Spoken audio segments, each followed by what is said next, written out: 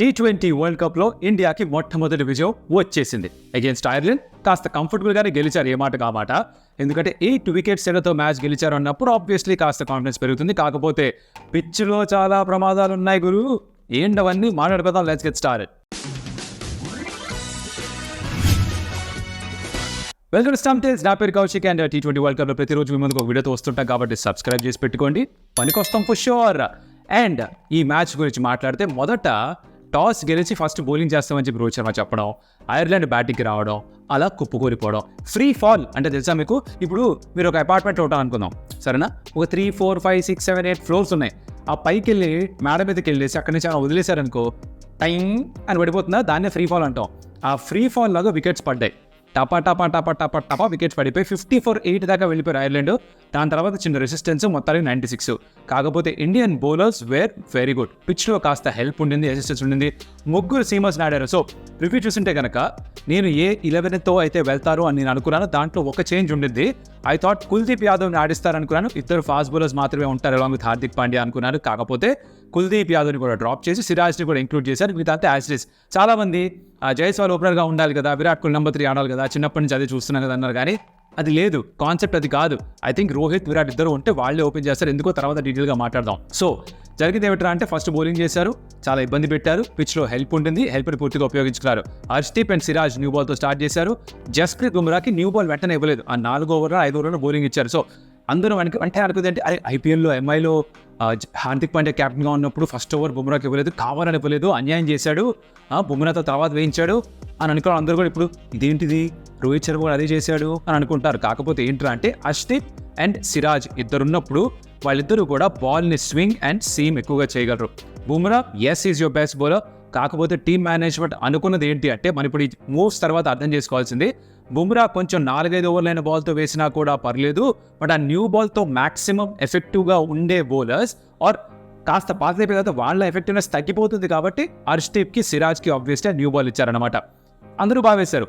Harshdeep 2 wickets తీసుకున్నాడు, సిరాజ్ బాగానే వేశాడు, బుమ్రా 2 వికెట్స్ తీసుకున్నాడు, భారద్వాజ్ పర్ఫార్మెన్స్ కూడా తన నుంచే. హార్దిక్ పాండ్యా కూడా వికెట్స్ తీసుకున్నాడు, ఒక 3 వికెట్స్. లాస్ట్ ఓవర్ కాస్త ఎక్స్పెన్సివ్గా ఉన్నప్పటికీ కూడా అందరూ కూడా బాగానే వేశారు. 54-8 ఇక్కడ నుంచి 60 ప్యాక్ అయిపోతారులో, ఇంకేటుంది, 10 ఓవర్లో మ్యాచ్ అయిపోయింది అనుకుంటే అందరూ కూడా. కాకపోతే జరిగింది ఏమిట్రా అంటే కొంచెం రెసిస్టెన్స్ చూపించారు. ఆ లాస్ట్ 2 వికెట్స్కి 46 పరుగులు యాడ్ చేశారు, 96 స్కోర్ చేశారు ఐర్లాండ్. చెప్పుకోదగ్గ బ్యాటింగ్ పర్ఫార్మెన్స్ ఏమీ లేదు. పిచ్లో హెల్ప్ ఉండిందా? ఫర్ షూర్ బౌలర్స్కి హెల్ప్ ఉండింది. ఇలానే ఉంటుందా? ఇలానే ఉండేలా అనిపిస్తుంది. ఆ పేస్, బౌన్స్ అండ్ మూవ్మెంట్ చూసినప్పుడు ఇదేదో ఆస్ట్రేలియన్ పిచ్ లానే ఉందిరో అనిపించింది. మరి అక్కడే తయారైందిగా, ఆ పాత వాసనలు పోవుగా అలానే కనిపించే ఆ పిచ్లో. కాకపోతే కొన్ని అలామింగ్గా కూడా బౌన్స్ అయ్యాయి, ఎస్పెషల్లీ ఇండియా బ్యాటింగ్ చేసినప్పుడు గమనించారు అది మీరు. రోహిత్ శర్మ ఒక బాల్ తగిలింది, రిషబ్ పంత్ కాస్త బాల్స్ తగిలాయి. ఇన్ఫాక్ట్ బుమ్రా వేస్తున్నప్పుడు కూడా బ్యాటర్ తడివాడు. ఆ బాల్ బ్యాట్కి తగలకుండా ఒంటి మీద ఎక్కడక్కడ తగిలేసరికి చాలా ఇబ్బంది పడ్డారు బ్యాటర్స్ పాపం. మ్యాన్ ఆఫ్ ద మ్యాచ్ కూడా వచ్చిన తర్వాత బుమ్రా అయితే కాస్త హెల్ప్ ఉంటే మీ బౌలర్స్ కాదనంగా మేము ఎంజాయ్ చేస్తాంగా అన్నాడు. ఎప్పుడు కూడా ఫ్లాట్ ట్రాక్స్లో ఆడుతున్నప్పుడు మరి బౌలర్స్ ఎక్కువ కంప్లైంట్ చేయరుగా. అంటే ఇప్పుడు వేసిన ప్రతి బాల్ కొట్టేస్తారంటే తూచ్ అనడానికి లేదు కదా. అలాగే ఇప్పుడు బ్యాటర్స్ కూడా ఏం అనడానికి లేదు, కామ్గా టెక్నిక్ చూపించి బ్యాటింగ్ చేయాలి. సరే 96కి ప్యాక్ అయిపోయారు ఐర్లాండ్. సో ఇండియా బ్యాటింగ్కి వచ్చారు. విరాట్ కోహ్లీ ఓపెన్ చేశాడు అలాగే రోహిత్ శర్మ. ఇప్పుడు ఇక్కడ ఏంటి డిబేట్ ఏంటి? విరాట్ నెంబర్ 3 ఆడాలి, విరాట్ నెంబర్ 3 ఆడాలి. లేదు భయ్యా, ఇప్పుడు రోహిత్ శర్మ, విరాట్ కోహ్లీ ఇద్దరు 11లో ఉన్న తర్వాత, మీరు దూబేని ఆడిద్దాం అనుకున్న తర్వాత, నెంబర్ 8లో ఒక బ్యాటింగ్ ఆప్షన్ కావాలనుకున్నప్పుడు ఇంకా జైస్వాల్ ఓపెన్ చేసే ఛాన్సే లేదు. ఎలా? జైస్వాల్ని ఆడిస్తే దూబేనన్నా డ్రాప్ చేయాలి, అక్షర్ పటేల్ డ్రాప్ చేయాలి. దూబే మీకు నచ్చినా నచ్చకపోయినా చాలా మందికి దూబే నచ్చడు, ఎందుకో వాళ్ళకే తెలియాలి. దూబే ప్రస్తుతానికి ఇండియన్ లైనప్లో స్పిన్నర్స్ని అందరికంటే బాగా ఎఫెక్టివ్గా డామినేట్ చేసే బ్యాటర్ ఈ శివం దూబే. దూబే వస్తే ఐపీఎల్లో స్పిన్నర్స్ని వేయించలేదు క్యాప్టెన్స్ అందరూ కూడా. ఇక్కడ కూడా వికెట్ స్లో అయ్యే కొద్దీ స్పిన్నర్స్ ఎక్కువగా వేయడం మొదలు పెడితే దూబే కనుక ఆ బాల్స్ కనెక్ట్ చేస్తే ఎంత పెద్ద గ్రౌండ్ అయినా సరే క్లియర్ చేయగలడు. అది X factor Dube provides. And Dube అందుకనే ఈ 11లో ఆడుతున్నాడు. ఇంకో 2-3 మ్యాచ్లు ఖచ్చితంగా ఆడతాడు. వెంటనే డ్రాప్ చేసేది సరదాగా అటు ఇటు మార్పులు ఏం చేశారు నాకు తెలిసి. సో ఓపెన్గా విరాట్ అండ్ రోహిత్ మాత్రమే ఉంటారు. వాళ్ళిద్దరు 11లో ఉంటే వాళ్ళు ఓపెన్ చేయాల్సిందే, ఇంకొక ఆప్షన్ లేదు. You cannot do anything else beyond that. గతంలో చేశారు ఏదంటే చేశారు, బట్ ఇప్పుడు ఉన్న కాంబినేషన్ సెట్ చేసుకోవాలంటే పైగా 3 ఫాస్ట్ బౌలర్స్ ఆడించాలి అంటే 9, 10, 11 నుంచి రన్స్ రావు. బుమ్రా, సిరాజ్, హర్షదీప్ రన్స్ మర్చిపోవచ్చు. వాళ్ళ నుంచి వస్తే బోనస్. 8లో బ్యాటర్ ఉండి తీరాల్సిందే, అక్కడ ఇంకో స్పిన్నర్ ఆడించలేరు. జైస్వాల్ ఆడిస్తే 8లో అక్షర్ పటేల్ డ్రాప్ చేసి దూబేని డ్రాప్ చేయాలి. ఎలా డ్రాప్ చేస్తే 11 డ్రాప్ చేస్తారు. అయ్యే పని కాదు, అర్థం చేసుకోవాలి. ఇంకొక ఆర్గ్యుమెంట్ ఏంటి, విరాట్ కోహ్లీ ఓపెనర్గా వస్తే అవుట్ అయిపోతే ఎలా? అవుట్ అయిపోతే ఎలా అంటే తర్వాత వాళ్ళు కొట్టాలి.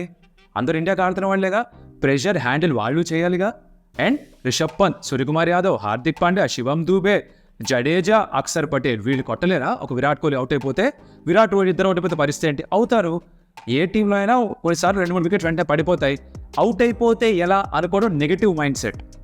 ఉండి రన్స్ కొడితే అవతల వాళ్ళు ఏమవుతారు, అది positive mind set. Match start అయ్యే ముందు నెగిటివ్గా ఆలోచించి అవుట్ అయిపోతే ఎలా నంబర్ 3లో విరాట్ కోహ్లీ ఉండాలి కదా అనుకోవడం మరి ఇక మీకే వదిలేస్తా.